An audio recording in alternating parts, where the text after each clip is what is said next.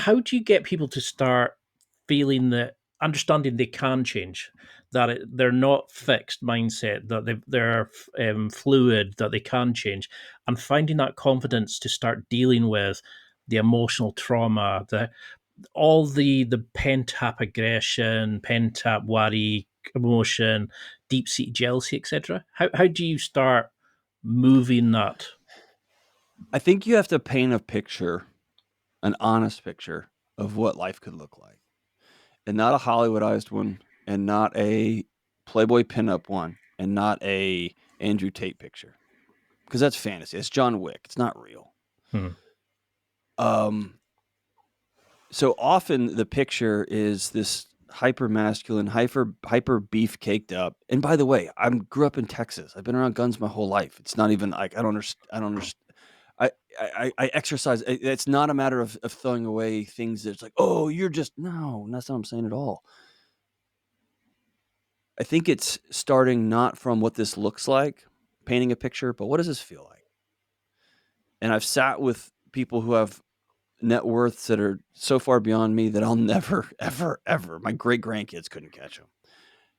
And I ask them, what do you want it to feel like when you walk in your front door? Not like, what do you want your wife to look like? And what do you want your house to look? What do you want to feel like? And almost to a person, they say something around the words of, I want there to be warmth. I want my home to feel warm. I want to Hmm. walk in and not tense up. I want to drop my shoulders. And if you ask me, I want that resonates with me. I want to go home and be happy that I'm there. I want there to be laughter in my home.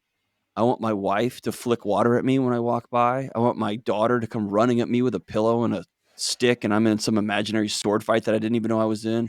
I want to be able to throw a wet rag at my son, and he was in middle school, and he'd throw it back. And that's part of the ethos of our home. So, what do I have to do in order for that to be true? And it's not go flex a lot, and it's not go earn $1 billion.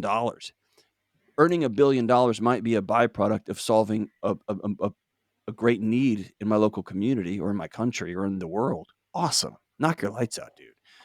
But my promise is, if your goal is just to get a dollar amount, you'll get it. You'll figure it out, and you'll look around, and your kids aren't going to want to come home, and your wife will have had to carve out another life for herself because you cheated on her with ambition and you cheated on her with stuff, right? And so it's just asking yourself, what do you want your world to feel like, man?